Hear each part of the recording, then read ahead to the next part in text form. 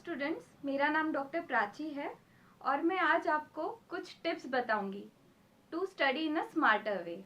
ये सारे tips tried and tested है। मैंने खुद अप्लाई किए थे जब मैं प्रिपेयर कर रही थी एमबीबीएस के लिए, और कुछ मेरे फ्रेंड्स ने भी अप्लाई किए हैं, और साथ में कुछ साल बाद मेरे जूनियर्स पे भी मैंने टेस्ट किए थे, and these are very effective. But सबसे इम्पॉर्टेंट चीज़ ये है कि ये चीज़ें आपको कंसिस्टेंटली करनी है, कि ऐसा नहीं कि अभी जोश है तो मैंने कर लिया और फिर बाद में भूल गया। तो ये ऐसा करोगे तो फिर अप्लाई नहीं होगा, इफेक्टिव नहीं रहेगा। ठीक है। और मैं आपको ये नहीं बताऊंगी कि यार सुबह उठ के पढ़ो तब ब्रेन फ्रेश होता है, या फिर रात में जाग के पढ़ो। ये सब तुम्हारी पर्सनल चॉइस है। ठीक है। मैं अभी अपने टिप स्टार्ट करती हूँ। सबसे फर्स्ट टिप और इम्पॉर्टेंट टिप है टाइम टेबल। आपको क्या करना है, सुबह आप जब भी उठ रहे हो तब से लेके रात में सोने तक आपको टाइम टेबल बनाना है। ठीक है। तो उसमें आपका जो भी वीक सब्जेक्ट है, तो सुबह उठते से आपको वो वीक सब्जेक्ट सबसे पहले लेना है और उसके स्लॉट्स डालने हैं। स्लॉट्स मैंने 45 मिनट्स, अभी समझो मेरा वीकेस्ट सब्जेक्ट है केमिस्ट्री, तो जब मैं सुबह उठूंगी फ्रेश हो जाऊंगी, अगर मेरे क्लासेस है तो क्लासेस अटेंड करूंगी, और जब मैं आके फ्रेश हो जाऊंगी तो सबसे पहले मैं अपना वीकर सब्जेक्ट मैंने केमिस्ट्री लूंगी, और वो 45 मिनट्स का स्लॉट रखूंगी। 45 मिनट्स तक मैं पढ़ूंगी। उसके बाद 10 to 15 मिनट्स का ब्रेक मस्ट है, नहीं तो ब्रेन एग्जॉस्ट हो जाएगा। तो 10 to 15 मिनट्स में क्या करना है ये आपकी चॉइस, बट 45 मिनट्स के ऊपर कोई भी स्लॉट नहीं रखना है। ठीक है। तो ऐसे करके आपको पूरा दिन भर का टाइम टेबल रखना है, और वो ही आपको रोज फॉलो करना है। और ऐसा नहीं कि आज मैंने डे 1, अभी मैं 11th में गई तो मैं डे 1 में आज जो टाइम टेबल बनाया तो लास्ट डे तक, यानी नीट के एक दिन एग्जाम के पहले तक मैं वही टाइम टेबल फॉलो करूंगी। तो ऐसा नहीं है, स्टेप बाय स्टेप आपको जब भी ज़रूरत लगे। मतलब अभी मेरा केमिस्ट्री स्ट्रांग हो गया है तो अभी मैं फिजिक्स वीक हो रहा है तो फिजिक्स को ज़्यादा टाइम दो, है ना। तो ऐसे बार बार आपको टाइम टेबल चेंज करते रहना है, और जहाँ पे भी आप पढ़ रहे हो या फिर जहाँ पे भी फ्रिक्वेंटली आप जा रहे हो तो वहाँ पे ये टाइम टेबल चिपकाना है। ठीक है। और उसको 21 डेज तक फॉलो करोगे तो उसके बाद वो हैबिट बन जाएगी आपकी, वो टाइम टेबल फॉलो करना। ठीक है। तो ये सबसे इम्पॉर्टेंट चीज़ है, और 45 मिनट्स के ऊपर बिल्कुल स्टडी नहीं करना है। ठीक है। उसके बाद ब्रेक लेना ही लेना है। तो ये हो गया फर्स्ट पॉइंट। सेकेंड है स्मार्टर वे टू रिवाइज, मतलब रिवाइज कैसे करना है। ठीक है। अभी आप जब भी क्लासेस अटेंड करते हो तो आपको पता है कि आज सर ने ये पढ़ाया था तो कल ये सेक्शन पढ़ाएंगे, है ना। तो आपको एक दिन पहले ही पता होता है कि आप कल सर क्या पढ़ाने वाले हैं, आपके टीचर क्या पढ़ाने वाले हैं। तो वो आपको, आपके पास बुक्स तो है ही नीट के, है ना, एनसीईआरटी बुक्स, तो वो आपको एक दिन पहले ही पढ़ लेना है शाम में। ठीक है। तो वो आप फास्ट पढ़ो, स्लो पढ़ो, समझ के पढ़ो, कैसे भी, बस आंखों के नीचे से एक बार वो जाना चाहिए। ठीक है। तो वो आप एक बार पढ़ लोगे, फिर दूसरे दिन जब सर सिखाएंगे तो वो आपकी सेकेंड रीडिंग जैसे हो जाएगी और आपका कंसंट्रेशन लेवल बढ़ेगा। ठीक है। और अगर सर एक आधा कोई पॉइंट भी मिस कर जाते हैं तो आप रिमाइंड करा सकते हो कि सर ये पॉइंट आपका मिस हो गया है। ठीक है। और वो जब सर पढ़ा देंगे, आपके टीचर पढ़ा देंगे, तो घर पे आने के बाद आपको वो फिर से एक बार रीड करना है। तब आपको ज़्यादा टाइम नहीं लगेगा, बट वो क्या हो जाएगा, वो आपका थर्ड रीडिंग हो जाएगा विद इन 24 आवर्स। ठीक है। तो ये एक स्मार्टर वे है। तो यानी देखो 24 आवर्स में आपकी 3 बार रीड हो चुका है वो, और है ना। तो ये एक स्मार्टर वे है टू रिवाइज। ठीक। फिर थर्ड पॉइंट है 3 हाइलाइटर रूल। आपके पास शायद 5 हाइलाइटर्स भी होंगे, बट मैंने जो अप्लाई किया था वो 3 हाइलाइटर रूल था। एक है फ्लोरोसेंट मार्कर, सेकेंड है ब्लू, थर्ड है पिंक। अभी जो भी आप पढ़ रहे हो वो आपको लगता है कि हाँ बेसिक है, इम्पॉर्टेंट है, तो ये फ्लोरोसेंट मार्कर से आपको अंडरलाइन हाईलाइट करना है। ठीक है। और नेक्स्ट है, ऐसी कुछ चीज़ें होती है कि जो हम शायद भूल जाएंगे, अगर रिवाइज नहीं किया तो भूल जाएंगे, कॉन्सेप्चुअल है बट बहुत ज़्यादा इंपॉर्टेंट है, तो उसको हाईलाइट करना है अपने ब्लू से। ठीक है। और उसके बाद ऐसी कुछ चीज़ें रहती है जैसे कोई ईयर है, कोई नंबर है ना, किस इंटेस्टाइन की लेंथ का मेजरमेंट है, या फिर कोई साइंटिस्ट का नाम है जो बहुत वोलाटाइल चीज़ है, जो आप डेफिनेटली भूल जाओगे रिवाइज करोगे, तो बहुत वोलाटाइल है, तो उसको आपने हाईलाइट करना है पिंक से। अब ये क्यों, तो आप जब भी जनरली रिवाइज करते हो तो पूरा चैप्टर ही पढ़ना है, यानी पूरी बुक ही पढ़ना है। बट अगर कोई टेस्ट है, मानो 5-6 टॉपिक्स पे टेस्ट है, तो फ्लूरोसेंट, ब्लू और पिंक, ये तीनों पढ़ना है। ठीक है। जब ऐसे बहुत ज़्यादा टॉपिक्स है, साथ में केमिस्ट्री के कुछ टॉपिक्स है, फिजिक्स के कुछ टॉपिक्स है, बायो के कुछ टॉपिक्स है। जब ये सारा रिवाइज करना है, टाइम कम है, तो आपने तब सिर्फ ब्लू और पिंक ये दोनों जो हाईलाइट किए सिर्फ उतना ही रिवाइज करना है।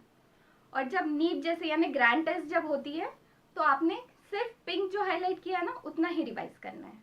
ठीक है, तो ये एक स्मार्टर वे है कि आपको कम टाइम में ज़्यादा कैसे रिवाइज करना है या ज़्यादा कैसे याद रखोगे, क्योंकि जो फ्लोरोसेंट मार्कर है वो बेसिक है, आपको वैसे भी पता था। ठीक है, फिर जो पिंक था, जो ब्लू था वो कॉन्सेप्चुअल था, तो कॉन्सेप्ट हमें कहीं ना कहीं याद आता है, बट जो वोलाटाइल चीज़ें हैं जो हमने पिंक से हाईलाइट की है तो वो याद नहीं आती। तो इसलिए इवन नीट के एग्जाम के एक दिन पहले भी आपने सिर्फ जो पिंक हाईलाइट किया ना उतना ही रिवाइज करना है। ठीक है, फिर फोर्थ है कितना फ्रीक्वेंटली रिवीजन चाहिए। तो ऐसा माना जाता है, ये भी ट्राइड एंड टेस्टेड ही है, मैं अपने इस पे से नहीं बोल रही हूँ। तो जो फर्स्ट रिवीजन है वो हमारी 24 आवर्स के अंदर चाहिए। तो हम तो पहले 24 आवर्स के अंदर 3 बार रीड कर चुके हैं, है ना, अगर हम सेकेंड पॉइंट अप्लाई करते हैं। तो फर्स्ट रिवीजन जो है, फर्स्ट रिवीजन बोल रही हूँ, रीडिंग नहीं, तो वो 24 आवर्स के अंदर चाहिए। सेकेंड रिवीजन अगर कुछ टफ टॉपिक्स है तो वो 15 दिन के अंदर ही रिवाइज होनी चाहिए, अगर उतना टफ नहीं है तो 1 महीने के अंदर।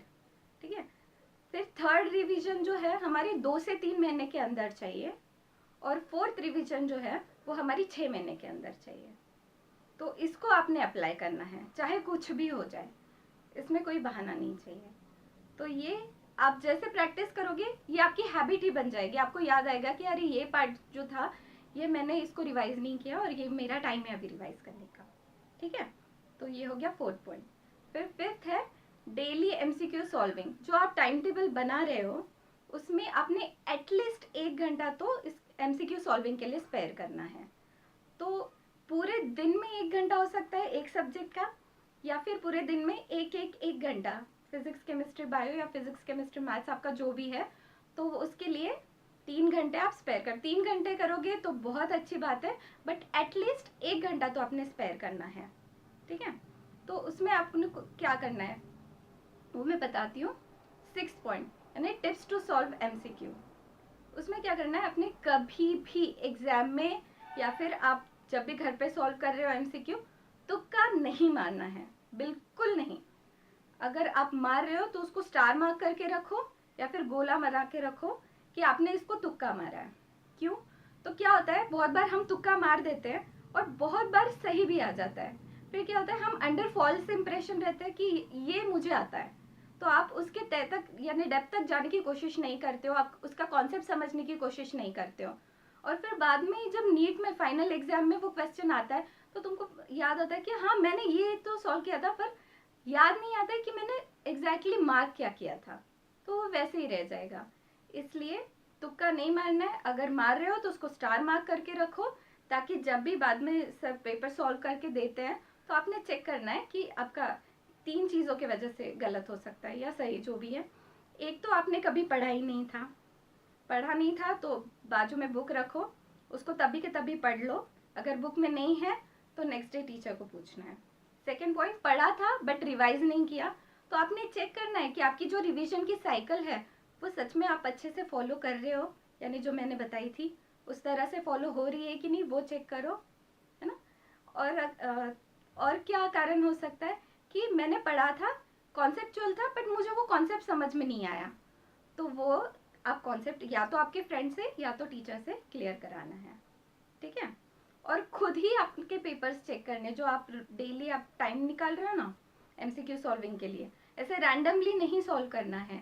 आप सब्जेक्ट डिसाइड करो, उसका टॉपिक डिसाइड करो, 45 एमसीक्यूज लो, टाइमर लगाओ, अलार्म सेट करो और फिर सॉल्व करो।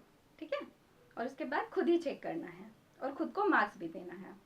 ठीक है, उसके बाद है ये बहुत इम्पॉर्टेंट टिप है जो मैं बता रही हूँ, कि एक पॉकेट डायरी, छोटी सी डायरी होती है ना, वो पॉकेट डायरी बनानी है। किस लिए, डाउट्स के लिए। क्या करना है उसमें, अलग अलग सेक्शंस नहीं बनाने हैं अलग अलग सब्जेक्ट्स के लिए, बस 3 पेन लो, 3 कलर के, फिजिक्स के लिए एक, केमिस्ट्री के लिए एक, बायो के लिए एक। और जब भी आप पढ़ते हो तो क्या होता है, हमें एक पैराग्राफ ऐसा होता है कि या कॉन्सेप्ट ऐसा होता है कि हमें समझ में नहीं आता। हम क्या करते हैं जनरली, मैं भी करती थी, हम उसे छोड़ देते हैं, यार मैं बाद में पूछ लूंगी, या तो मेरे फ्रेंड को पूछ लूंगी या तो टीचर को पूछ लूंगी, और क्या हो जाता है वो वैसे ही रह जाता है, कभी हम पूछते नहीं या फिर भूल जाते हैं। और फिर जब रिवाइज करने बैठते हैं फिर से हमें याद आता है कि अरे ये रह गया था पूछना, और फिर से वो साइकिल रिपीट हो जाती है, फिर से नहीं पूछते। तो इसलिए क्या करना है, वो डायरी में, समझो अभी फिजिक्स का है तो मैं उसके लिए ब्लू पेन यूज़ कर रही हूँ, तो फिजिक्स की ये बुक में ये पेज नंबर पे ये पैराग्राफ मुझे समझ में नहीं आया, है ना, उस वहाँ पे मेंशन करके रखना है वो डायरी में। और फिर नेक्स्ट डे या सेम डे या तो आपके फ्रेंड से पूछ लो या फिर आपके टीचर से वो कॉन्सेप्ट सॉल्व करवा लो, है ना। और जैसे ही वो आपका डाउट सॉल्व हो जाता है तो वो डायरी में उसको टिक करना है, यानी ये मेरा डाउट था और सॉल्व हो गया। उससे क्या होगा, आपका कोई ऐसा डाउट रहेगा नहीं जो आपका सॉल्व नहीं हुआ। और वो डायरी हमेशा चेक करते रहना है कि कौन सा मेरा डाउट रह गया था क्या सॉल्व करना। ठीक है, तो ये कुछ टिप्स है जो शायद आप पहले से भी फॉलो कर रहे होंगे, तो बहुत अच्छी बात है। ये बस स्मार्टर वेज है, स्टडी सारे करते हैं बट रैंक्स कुछ ही का आता है। क्यों, तो कंसिस्टेंसी, यानी डे वन में सबको जोश होता है, सब चाहते हैं कि हाँ मैं रैंक लाऊंगी, है ना, बट धीरे धीरे धीरे धीरे हम वो जो स्केड्यूल है वो फॉलो नहीं कर पाते। जो डे वन से नीट के एक दिन पहले तक ये सब टिप्स जो फॉलो करेगा ना, मैं गारंटी देती हूँ कि आप नीट डेफिनेटली क्रैक कर पाओगे। ठीक है, और अगर कुछ डाउट्स है तो आप कमेंट सेक्शन में डाल दीजिए, हम डेफिनेटली सॉल्व करेंगे। Okay, all the very best, thank you.